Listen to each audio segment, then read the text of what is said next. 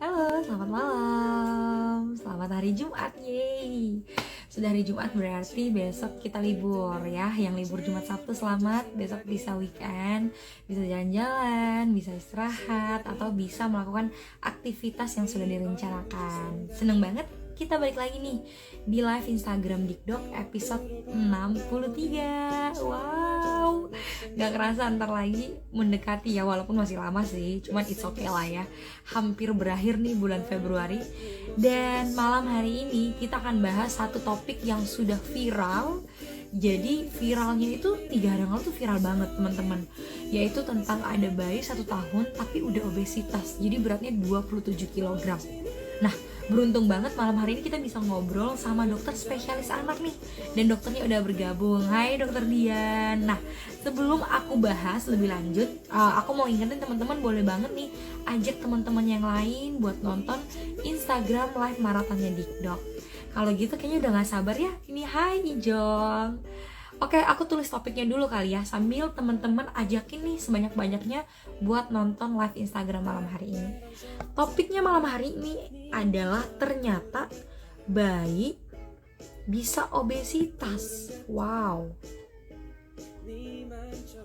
Oke, judulnya udah aku tautin. Berarti saatnya aku akan undang dokter Dian Sulistia Eka, spesialis anak. Ditunggu dulu ya.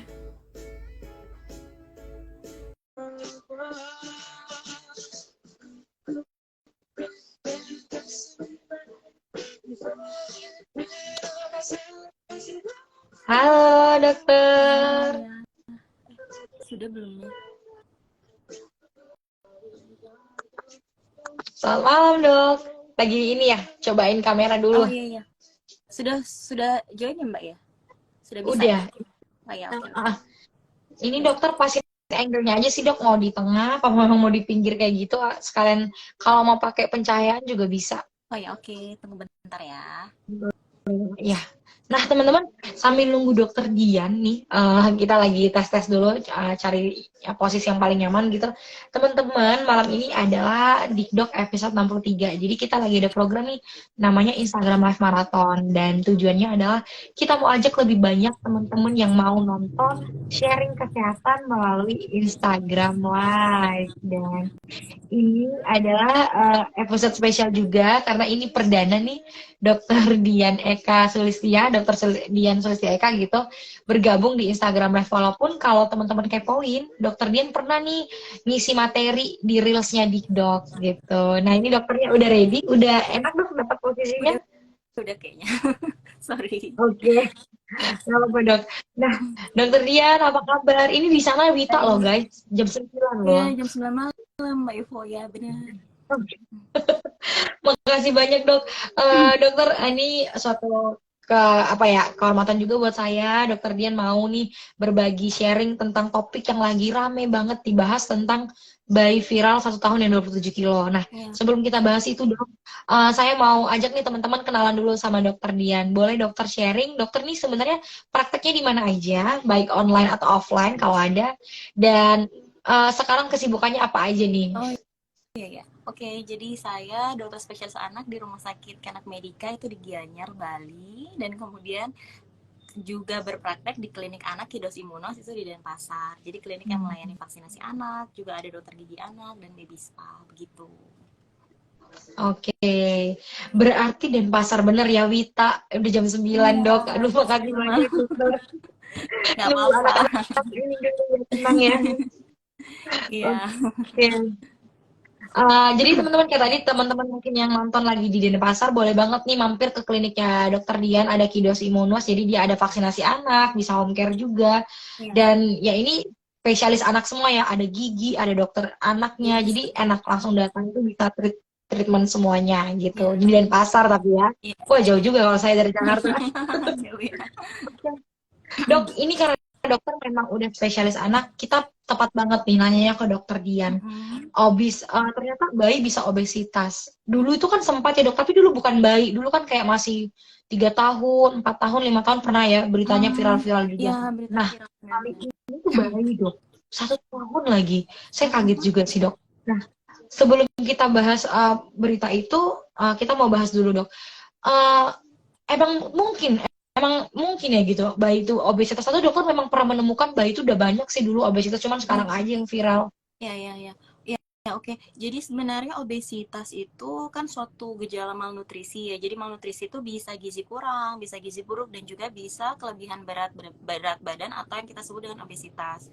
Nah, kalau Oke. untuk dulu trennya memang obesitas itu kan biasanya dievaluasi itu biasanya anak remaja yang sudah mulai Hmm. makan junk food, kemudian Hmm. juga orang dewasa, fokusnya ke sana. Namun semakin kesini usia obesitas itu semakin kecil. Sama juga dengan halnya yang kemarin heboh, jadi diabetes pada anak. Nah itu kan dulu Iya. juga berpikirnya kalau diabetes tuh kayaknya orang dewasa deh, orang tua lah gitu yang kena ya. Tapi sekarang ternyata anak juga bisa terkena penyakit-penyakit tersebut gitu. Jadi obesitas bisa terjadi pada anak, dan ternyata kemarin kasusnya pada anak umur kurang lebih 17 bulan ya, kasihan banget Hmm.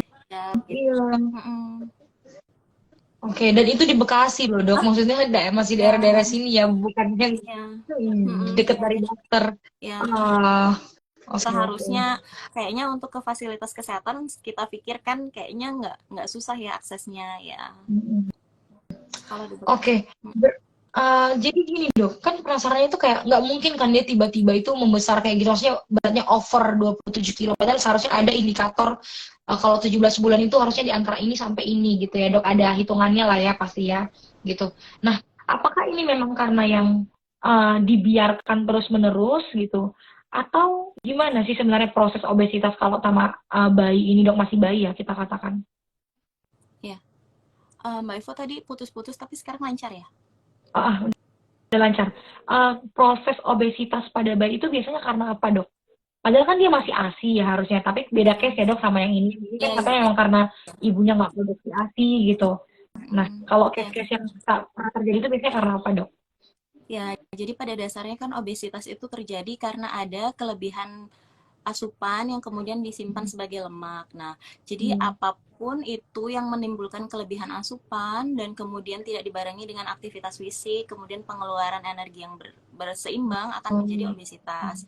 Ya, jadi semisal contoh aja si anak bukan contoh anak ini lah, misalnya contoh yang pasien lain lah ya, itu dia sehari itu suka konsumsi susu, kemudian dia juga makannya kuat, diberikan makanan-makanan yang kemudian dominannya itu adalah junk food. Namun anaknya biasanya aktivitasnya ngapain aja Bu di rumah?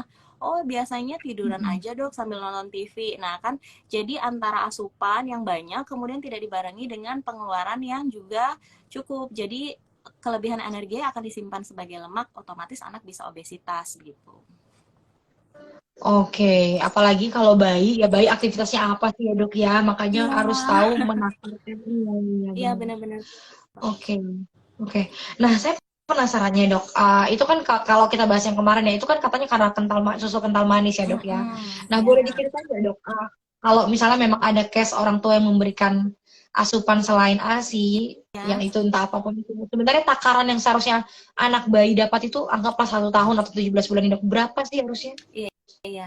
Jadi sebenarnya kalau kita mungkin kita bahas susu kental manisnya dahulu ya. Jadi ini kan Iya. memang termasuk dari BPOM sendiri, dia menggolongkan susu kental manis ini sebagai produk susu, meskipun 60% dari susu kental manis ini kan isinya gula. Jadi namanya aja susu kental manis, memang produknya dari olahan susu yang kemudian airnya dikeluarkan sehingga komposisinya kental begitu.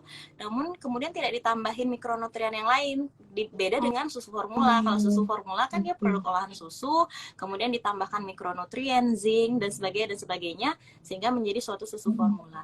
Kalau susu kental manis dia 60% gula dan tidak ada asupan nutrisi di dalam sediaannya, sehingga jika dikonsumsi oleh anak tentunya akan sangat berbahaya karena asupan gula tambahannya jadi banyak banget gitu. Itu pun sebenarnya susu kental manis tidak boleh digunakan sebagai yang diseduh. Jadi kan sering itu susu kental manis kemudian diseduh, jadi otomatis yang dimakan oleh anak jadi dalam jumlah banyak. Kalau susu kental manis seharusnya hanya boleh sebagai topping aja, jadi topping puding kah, topping cake, itu pun cuma sedikit banget dan nggak boleh di bawah anak usia 12 bulan. Nah kalau untuk dari IDAI sendiri, rekomendasinya 0-12 bulan otomatis yang diutamakan adalah pemberian ASI eksklusif, kecuali ada hambatan, contoh seperti mamahnya si pasien ini yang lagi viral, beliau kan ada terhambat ya, nggak bisa ngasih ASI, kemudian akhirnya memberikan susu formula. Namun sayang banget karena keterbatasan ekonomi, akhirnya ayahnya hanya bisa mampu membelikan susu kental manis sehingga bayinya jadi obesitas. Ya semua itu karena proses pemberian makan yang tidak baik. Kemudian untuk anak di atas usia 1 tahun, rekomendasinya adalah memang makanan keluarga, kemudian dihindari makanan-makanan junk food, kemudian juga makanan berpengawet oleh karena natrium atau kadar garamnya itu tinggi banget. Kadar garam yang tinggi juga bisa membuat anak menjadi obesitas begitu. Oh, oke oke. Wow, ini para orang tua nih kalau nonton, aduh semoga ya namanya orang tua sama-sama belajar ya, Dok. Iya, Nah, iya. yang saya pengen tahu itu bayi gitu ya, Dok ya. Sebenarnya kita kan pinginnya tadi bayi itu bisa obesitas. Berarti Mm-mm. apa sih yang dokter kan tadi sampaikan yang harus diperhatikan itu tidak boleh diberikan terlalu banyak A, B, dan C gitu. Iya. Nah, sebenarnya untuk pertumbuhan kembang bayi ini Mm-mm. poin-poin apa yang harus orang tua perhatikan Ya, ya, setelah cek ke vaskes gitu? ya. Jadi kalau untuk bayi itu 0 sampai 12 bulan itu krusial banget karena di situ kita ngejar yang namanya golden age ya. Jadi golden age-nya Boleh. itu 0 Nah, sampai gitu 2 ya. tahun ya. Jadi pada saat itu perkembangan Hmm. otak lagi pesat-pesatnya sehingga memang memerlukan asupan nutrisi yang cukup. Hmm. Namun di 0 sampai 12 bulan kita harus pantau berat badan, panjang badan, juga lingkar kepala itu tiap bulan. Sehingga Iya. seharusnya jika orang tua memantau berat badan, panjang badan, lingkar kepala tiap bulan, tentunya jika ada masalah di bulan tersebut, pasti dokter anak ataupun pihak misalnya kadar posyandu begitu ya, pasti sudah akan notice. Jadi intinya paling Iya. penting itu kontrol tiap bulan. Cukup mengukur Kali tinggi badan, berat sebulan. badan aja, iya. Jadi kalau ada misalnya contoh kok BB-nya seret ya, nah itu sudah pasti ketahuan Iya. kalau diukur tiap bulan. Kemudian juga kalau ini kok kayaknya kurvanya sudah di atas dari yang seharusnya, nah itu juga Mm-mm. pasti akan terdeteksi. Jadi nggak sampai umur 17 bulan kemudian sampai berat badan 27 kilo. Kalau berat badan 27 kilo itu kan setara seperti anak umur 6 tahun ya sebenarnya. Nah Iya. itu sayang banget Iya. ya. Mm-mm. Iya. Kasihan kasihan babynya juga. Nah, kalau Mm-mm. resikonya dok, maksudnya kan kita tahu ya organ tubuh anak umur 17 bulan itu kondisinya gimana. Nah, ketika ada obesitas resiko terhadap pertumbuhan, terhadap kesehatan atau proses tumbuh kembang anak ini biasanya apa dok resikonya? Ya, jadi kalau untuk obesitas sendiri, jadi kan sebenarnya obesitas itu adalah suatu penyakit ya. Jadi itu bukan, kadang Hmm. kan banyak tuh orang tua yang biarin dok dia gemuk, orang lucu Iya. banget kan, cabi-cabi pipinya ya. Hmm. Jadi dianggap sebagai bukan suatu penyakit, sedangkan obesitas itu sebenarnya adalah suatu penyakit. Dan Hmm. obesitas sendiri merupakan kalau di kedokteran itu kita sebutnya semacam inflamasi jaringan atau kerusakan jaringan sebenarnya terjadi secara terus-menerus pada anak yang obesitas.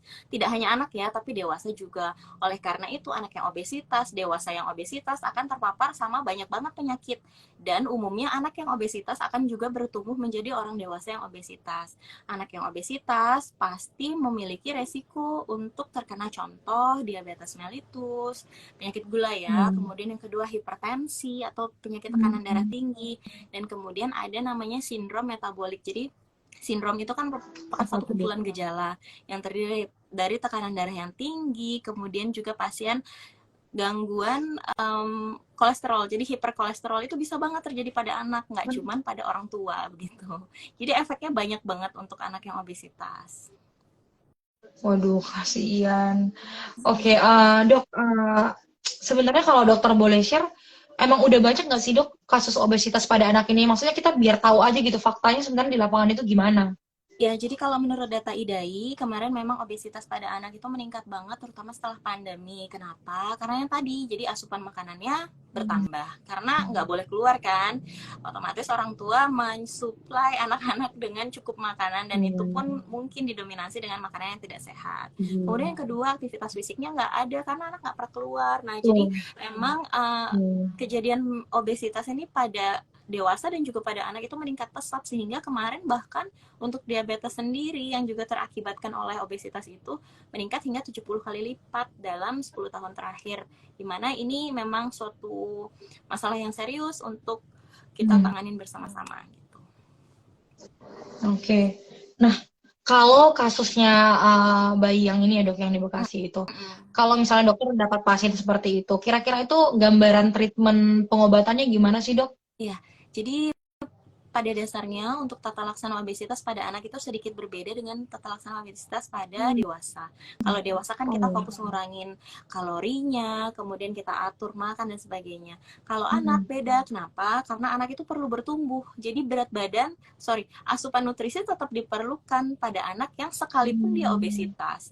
Oh. Namun kita alihkan ya sorry jadi namun kita alihkan, jadi contohnya yang dahulu biasa mengonsumsi junk food atau fast food begitu kita alihkan menjadi konsumsi nutrisi makanan keluarga yang terdiri dari 50% karbohidrat, 30% protein, 30% lemak, 20% protein begitu. Jadi makanannya seimbang. Dengan harapan jika anak bertumbuh dengan baik, maksudnya kalorinya sesuai dengan yang seharusnya, maka tinggi badannya juga kan nanti dia akan bertambah tinggi, otomatis berat badannya akan nyesuaiin sama tingginya. Jadi kita nggak fokus ke ngurangin kalori habis-habisan seperti orang dewasa gitu, enggak. Jadi tetap makan harus tetap, cuman yang makanan-makanan yang tidak sehat dalam tanda kutip itu yang kita alihkan ke makanan yang sehat. Jadi snack, misalnya lapar mah pengen snack, jadi snacknya dikasih Mm-mm. buah, kemudian di antara snack, di antara makan dikasih air putih, jangan dikasih soda ataupun jus buah yang mengandung banyak gula. Jadi itu aja sih pengalihan yang pertama untuk nutrisinya. Kemudian yang kedua, kita encourage anak untuk beraktivitas fisik, jadi minimal 30 menit dalam sehari. Kemudian yang ketiga yang paling penting adalah orang tua memberikan contoh. Jadi orang tua nggak boleh tuh yang namanya makan Mm. makanan itu di depan anak. Jadi kan sering kan kita Betul. makan itu, kemudian kita ngelarang anak, kan otomatis akan lebih susah. Kemudian untuk pengaturan pola hidup juga itu biasanya kita sarankan untuk tidak meletakkan TV di dalam ruangan tidur, karena biasanya kalau ada TV anak akan makan sambil nonton, sehingga uh, seringkali nggak sadar, ih sudah makan banyak nih ternyata begitu. Jadi lebih kepada itu sih pelaksananya ya. Oke, tapi saya penasaran sama yang bayi ini dong. Maksudnya kalau dulu tuh kan kita tahu kan ada dulu yang sempat obesitas banget, yang kalau nggak salah tuh sampai didatengin Iya, Aderai gitu ya. Arya ya Dia kalau nggak dikasih salah aktivitas, namanya. iya, Iya iya benar. kalau nggak salah itu saya juga Mm-mm. lupa. Nah Mm-mm. ini kan kondisinya dia bayi Iya, saat 17 bulan. Itu kalau iya mau dikasih aktivitas fisik pun kan berarti belum bisa ya belum dok bisa. ya. Dia belum Iya, bisa gitu. iya, Berarti iya cuma benar. dari makanan doang ya. Iya, iya. Jadi kalau untuk bayi yang ini ya, kita kayaknya harus lakukan pemeriksaan fisik untuk kelainan medisnya. Karena beberapa kasus Oh. itu obesitas itu tidak berdiri sendiri. Jadi kemungkinan bisa aja ada gangguan pada hormon yang meregulasi terkait terkait rasa lapar dan kenyang. Itu kan ada yang mengatur ya di otak, kapan sih kita harus Hmm. makan karena kita rasa lapar, kapan sih kita harus berhenti karena otak kita kasih sinyal kenyang. Nah, hal itu bisa banget dipengaruhi jika ada kelainan hormon, sehingga si adik ini yang 17 bulan ini sebaiknya sih memang nanti diperiksa untuk hasil laboratorium hormonal dan sebagainya untuk menentukan sebenarnya ini obesitasnya murni karena asupan yang berlebihkah atau karena ada kelainan hormonalkah. Nah, begitu. Jadi tapi untuk menanganinya semisal umur sekian tetap latih untuk misalnya bayi bisa diarahkan untuk latihan fisik, contoh dengan dilatih berenang tapi didampingi. Jadi memang banyak banget yang bisa diberikan option untuk nanti latihan fisiknya sehingga berat badannya pelan-pelan berkurang seiring dengan penambahan tinggi badannya begitu. Hmm. Oke, oke. Oke, wow, menjawab. Saya juga penasaran ini gimana cara adek ini nanti ini ya, kasihan banget. Nah, yang saya penasaran juga itu dok, kayak bayi ini deh. Biasanya itu kan tadi gangguannya dokter udah kasih tahu ya, kemungkinan besarnya ada bisa kena diabetes atau bahkan sistem metabolik yang bisa kena gitu. Kalau masih pada bayi ini, gangguan seperti kayak kemungkinan nggak sih dok kayak dia jadi gangguan tidur karena mungkin susah nafas gitu ya logikanya, atau mungkin dia jadi kayak apa ya? Apa sih dok gitu logikanya kalau Iya, kita iya. orang awam nanyain? Iya, jadi mungkin aku tambahin ya Mbak Ivot, tapi itu benar banget. Jadi obstructive sleep apnea syndrome ya. Jadi pasien-pasien obesitas itu cenderung kan tidurnya ngorok ya, karena kan saluran nafasnya ketutup sama lemak lehernya aja betul. biasanya kan pendek kan. Nah, begitu. Jadi Hmm. memang itu jangka pendeknya tidurnya terganggu. Bahkan mungkin kalau pernah baca itu ada berita yang menyatakan bahwa anak yang gemuk meninggal saat tidur.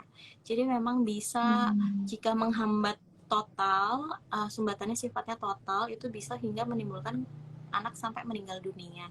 Jadi itu yang jangka pendek. Untuk jangka panjangnya selain penyakit-penyakit tadi, juga biasanya terjadi penurunan kualitas belajar anak. Jadi performa di sekolahnya juga berkurang karena tidur susah, kemudian anaknya eh, tidak terlalu bisa fokus belajar sehingga di sekolah itu tidak fokus. Kemudian belum lagi permasalahan sosial, contoh misalnya anak yang Iya. gemuk kan cenderung dibully, jadi mereka juga berisiko mengalami gangguan kesehatan jiwa atau mental health. Iya. Jadi itu efek sampingnya banyak banget ya, jadi kayak menyeluruh banget gitu hanya dengan karena obesitas begitu.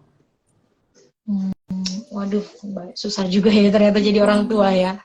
Iya. Saya udah kan udah punya baby ya dok ya. Saya ya enggak ini lagi punya Iya. baby. Nah, untuk Iya kita lagi kita punya. yang belum punya baby dan belum menikah ini kan kadang wah ternyata bayi bisa obesitas.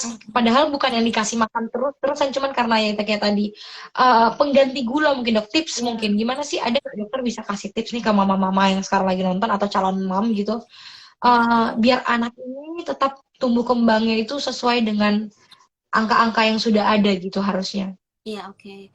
Jadi untuk di luaran sana, untuk mama atau papa yang sekarang sedang memiliki anak kecil, jadi Mm-mm. untuk asupan gula tambahan yang sifatnya gula berpemanis buatan, begitu memang sangat Mm-mm. amat nggak disaranin buat anak.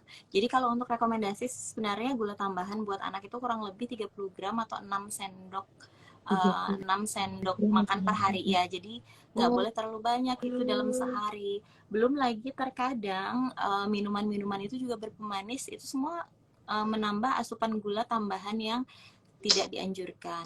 Yang mm. dibolehkan itu adalah gula yang sifatnya atau pemanis yang sifatnya alami, contoh dari buah yang kayak begitu, itu tidak dibatasi sama sekali. Jadi gula tambahan yang sifatnya berpemanis buatan itu yang harus dibatasi. Seringkali kita lihat contoh Mm. kita misal sedang di cafe atau coffee shop, itu anak-anak juga mengonsumsi minuman-minuman contoh kayak ice chocolate ya. Jadi itu Iya. kan semuanya juga kandungannya gula dan itu sudah terjadi di banyak banget lini usia anak. Jadi mungkin anak umur 2 tahun, 3 4 tahun juga sudah mengonsumsi minuman-minuman tersebut. Jadi itu sih yang lebih diperhatikan untuk jaga agar tidak menjadi kebiasaan. Biasanya kalau anak yang sudah terbiasa mengonsumsi gula yang banyak, maka dia juga akan craving for sugar. Jadi biasanya akan lebih minta lagi sweet seperti itu. Oke, betul. Dok, boleh ya terakhir ya dok ya terakhir nih dikit lagi. Eh, Gimana caranya orang tua ini? Apakah selain dia kan kata dokter harus melakukan pemeriksaan sekali sebulan nih Iya. biar tahu bobot tubuhnya ini udah sesuai aturan apa belum? Selain rutin pemeriksaan sekali sebulan, apakah ada pemeriksaan yang lebih lanjut supaya orang tua ini tahu oh ini kadar gula anakku udah bahaya sih. Mungkin nggak kelihatan dari berat badannya tapi sebenarnya wah ini bisa menuju ke obesitas. Ada nggak dok untuk pada anak atau bayi? Ya, jadi kalau untuk secara khusus sih tidak ada. Hanya Hmm. diperlukan pemeriksaan yang sifatnya itu bahkan tidak memerlukan modal apa-apa. Jadi cukup bawa anak datang ke posyandu atau pusat kesehatan Hmm. untuk kemudian diperiksakan berat badan, tinggi badan, dan panjang badan. Adapun kadang kita memang memerlukan kasus-kasus tertentu pemeriksaan laboratorium. Contoh jika anak kita kok kayak curiga dia ada penyakit gula nih, dari apa? Dari biasanya Hmm. anak itu sering makan tapi berat badannya nggak bertambah. Kemudian yang kedua sering Betul. haus padahal sudah minum banyak. Kemudian yang ketiga sering buang air kecil atau yang dahulunya itu udah nggak ngompol, kemudian jadi ngompol lagi. Nah, itu kita udah harus curiga apakah ini ada kaitannya dengan penyakit gula atau yang kita kenal dengan diabetes. Nah, pada saat itu terjadi ada klinis, makanya kita akan lakukan pemeriksaan laboratorium. Tapi kalau jika tidak ada, namun klinisnya sudah jelas-jelas obesitas, kita biasanya langsung sarankan untuk terapi-terapi yang tadi. Jadi mengganti pola makan kayak yang lebih sehat, aktivitas fisik, dan kemudian pembiasaan-pembiasaan yang dari orang tua juga dilibatkan gitu. Oke, wah ini saya baru tahu ternyata kalau bayi yang tadinya nggak ngompol terus ngompol lagi itu ada kemungkinan mengarah ke itu tadi ya dok, kadar Itu gulanya bisa, ya? bisa iya, karena biasanya itu dulunya udah nggak ngompol nih dok, tapi dia kok sekarang ngompol lagi ya, semacam pengen buang air kecil terus. Nah itu bisa tandanya juga anak mengalami diabetes begitu. Oh boleh nih, kapan-kapan saya bahas itu nih, soalnya banyak banget. Dulu saya juga termasuk yang kayak eh maksudnya ngompolnya tuh lama banget gitu loh dok, kan banyak yang problem orang tua, Iya kan iya kita udah iya. gede ya sekarang, jadi kayak penasaran, oh, dulu kenapa gitu ya gitu. Ya udah, mungkin nanti next time kita bisa bahas ini. Boleh. Dokter Dian, I thank you banget ini sharingnya, semoga ya kita tadi walaupun masih bayi udah gede juga kayak tadi ya, itu tuh kayak silent killer ya dok ya, obesitas Iya itu, dan iya. itu sebenarnya kayak tadi bukan, itu sudah penyakit ya sebenarnya Udah penyakit obesitas dan itu. bukan kondisi yang dianggap menggemaskan sama sekali, jadi memang harus lebih aware Betul. terhadap obesitas ya. Nah, ini dia teman-teman. Jadi tadi gratis, tinggal periksa aja sekali sebulan ke Mm-mm. Vaskes yang sudah tersedia. Karena semuanya harus ada hitungannya kalau masih kecil itu, apalagi kita ya sekarang udah gede. Oke deh. Dokter, makasih banyak nih teman-teman. Terima kasih udah join. Ini dokter di sana udah jam setengah 10 ya berarti ya. Iya, Wah, sama-sama. udah malam. Dok, salam-salam sama warga di Bali gitu. Nah, teman-teman mungkin boleh, dokter boleh infoin lagi dok. Kalau misalnya teman-teman yang lagi di Bali pingin konsultasi ke dokter, atau mau apa-apa pingin konsultasi online, bisa ke DM atau kemana? Silakan dok. Ya, jadi kalau misalnya ada orang tua yang pengen konsul terkait kesehatan anak, bisa di Klinik Kidos Imunos untuk di Denpasar, di Jalan Raya Sasetan nomor 333 Denpasar, di nomor telepon 0822 3607 4047. Kemudian bagi yang di Gianyar, bisa datang langsung ke Rumah Sakit Kenak Medika Gianyar. Terima kasih banyak. Oke, nanti kalau saya ke Bali ya dok ya, saya mampir. Iya, ditunggu Doain ya. lebaran lagi gitu ya. Oke deh, teman-teman jaga kesehatan. Kalau gitu dokter Dian juga jaga kesehatan. Terima kasih buat Iya. sharingnya. Semoga ini bermanfaat buat teman-teman semua. Kalau gitu saya dan dokter Dian pamit. Sampai ketemu lagi besok. Dadah, Baik. selamat malam. Terima Selamat kasih malam. dokter. Sama-sama.